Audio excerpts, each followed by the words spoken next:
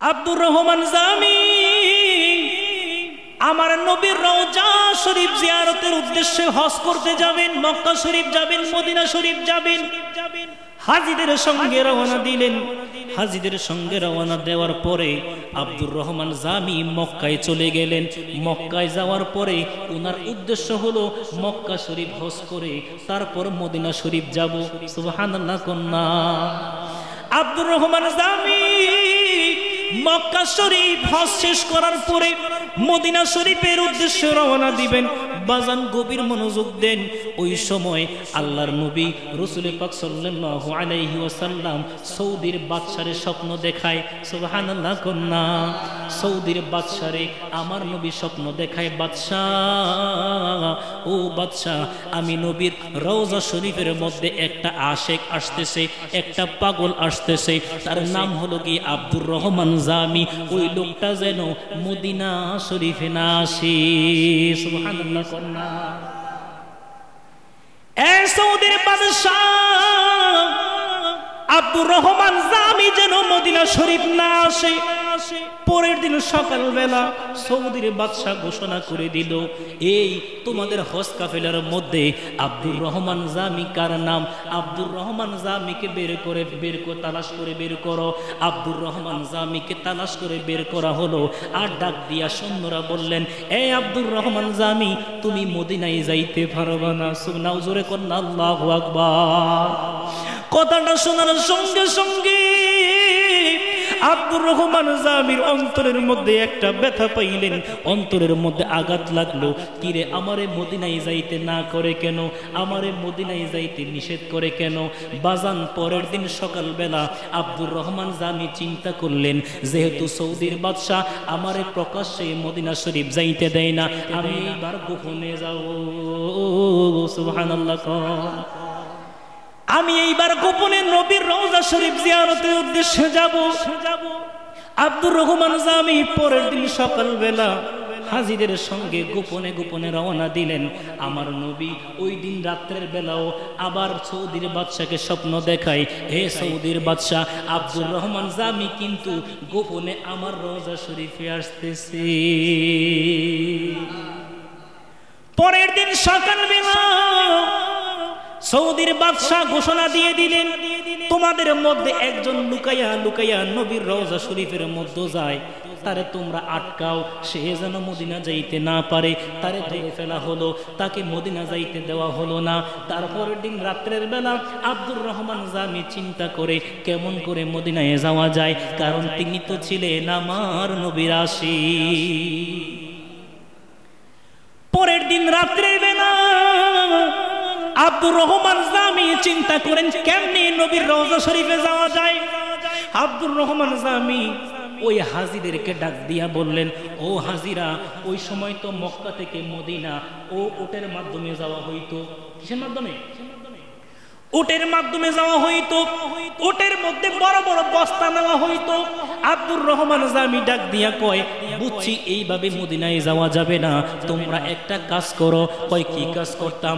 কয়, তোমাদের যেই কাপড় সবরের যেই গাঁটটি আছে, কাপড় সবরের যেই বস্তা আছে, ওই বস্তার মধ্যে আমি আব্দুর রহমান জামিকে ভরে তোমরা উটের পিঠের মধ্যে সওয়ারি করে দাও, উট মদিনায় যাবে, আমি আব্দুর রহমান জামিও মদিনায় যাব। এই চিন্তা যখন, এই পরিকল্পনা যখন করলেন, আরে মক্কা থেকে মদিনা প্রায় 400 কিলোমিটার, ঠিক না? এরকমই তো নাকি ভাই? আরো বেশি কম? হ্যাঁ, 450।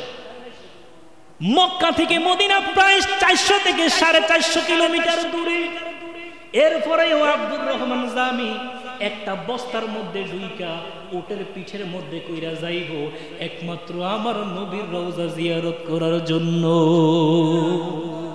এখন যদি আপনারে আমি বলি, আপনারে বস্তায় কইরা এখান থেকে নবাবপুর নিমু, আপনি রাজি হইবেন নি? হইবেন না? ওই পাগল হইছেন নি, মারা তাসিছেন নি, ঠিক কিনা কন্যা? ঠিক কিনা কন্যা? কিন্তু আব্দুর রহমান জামি আমার নবীর এত বড় আশিক, আব্দুর রহমান জামির কাছে বস্তায় প্যাকেট হওয়া কোনো ব্যাপার না। জোরে কন্যা সুবহানাল্লাহ। পরের দিন রাত্রের বেলা আল্লাহর নবী সৌদির বাদশাকে স্বপ্ন দেখায়, বাদশা আব্দুর রহমান জামি আমার রওজা শরীফে আসার জন্য বস্তার মধ্যে প্যাকেট হইছে।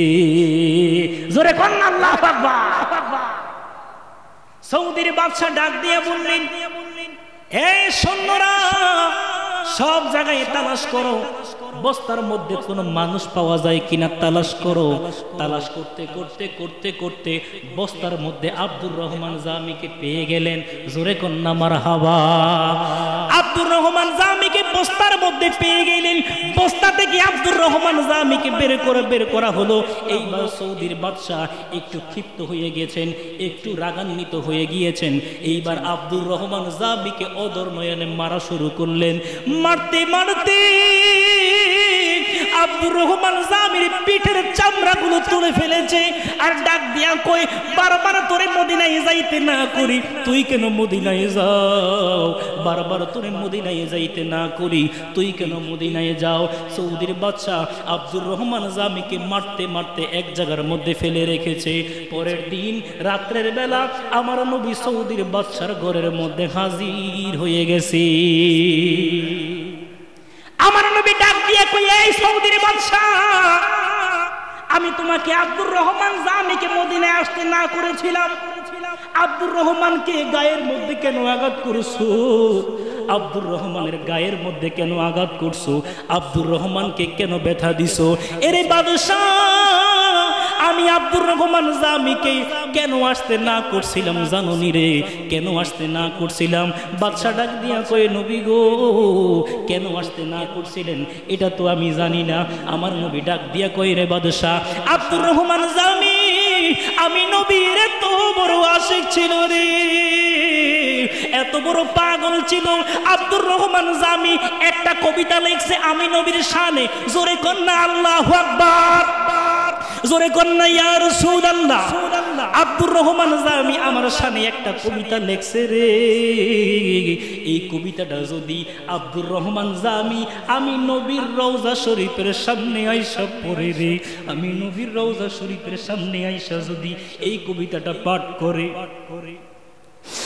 আব্দুর রহমান জামি এমন আশিক, এই কবিতাটা আমি নবীর রওজা শরীফে পাঠ যদি করে আব্দুর রহমান জামি আমার রওজা শরীফের সামনে এই কবিতাটা পাঠ করলে আমি নবী আর রওজা শরীফে থাকতে পারবো না।